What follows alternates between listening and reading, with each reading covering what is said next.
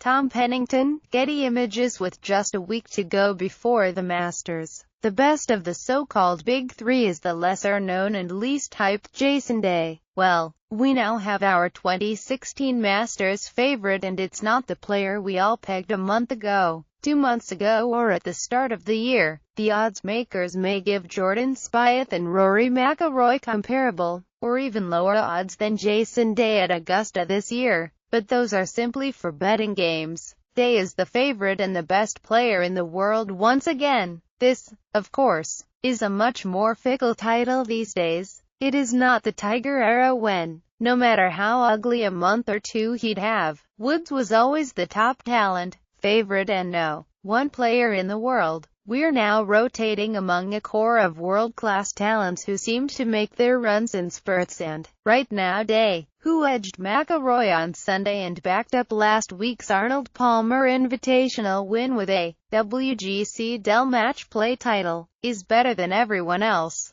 The next closest is probably neither Spieth nor Rory, but rather his Aussie mate Adam Scott, who also won in consecutive weeks last month on the Florida swing. The rankings would now corroborate Day's favored status, as he moved back to no. 1 in the world on Saturday simply by advancing to the Final Four at the WGC Dell Match Play, while then no. 1 Spieth lost in his first match of the knockout Sweet 16 round. Day began the year with a quieter approach than his two contemporaries. Rory and Spieth played in different spots around the globe and did not take many weeks off. McIlroy ended 2015 by professing he could get back no. 1 in the world before the Masters, and he played a heavier schedule than he normally does in this run-up to Augusta. Rory had moments and rounds where he's looked like the no. 1 player, but Day's come on and done exactly what McIlroy had planned and pronounced in that 2015 end-of-year assessment. Day became the forgotten member of the Big Three through January, February and most of March. Ricky Fowler made his moves. Spieth and Rory played together in Abu Dhabi and Riviera. They mostly took it easy since last October's President's Cup,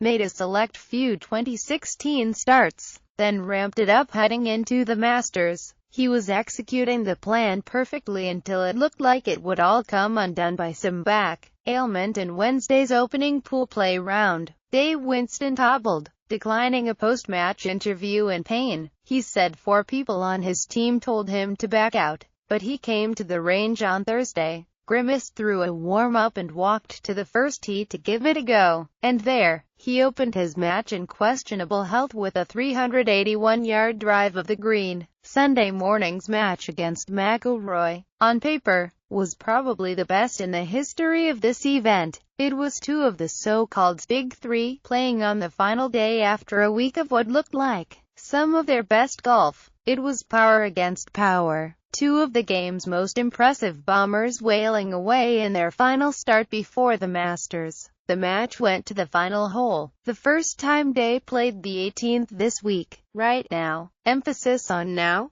the present time. Day is a little better. McIlroy has the 4 majors to Day's 1, but the big advantage he always had, blasting it past his nearest chasers and competition, he does not have against Day. Are you kidding, fellas? Rory goes 353 yards off the tee on 16 while Day laid it out 370.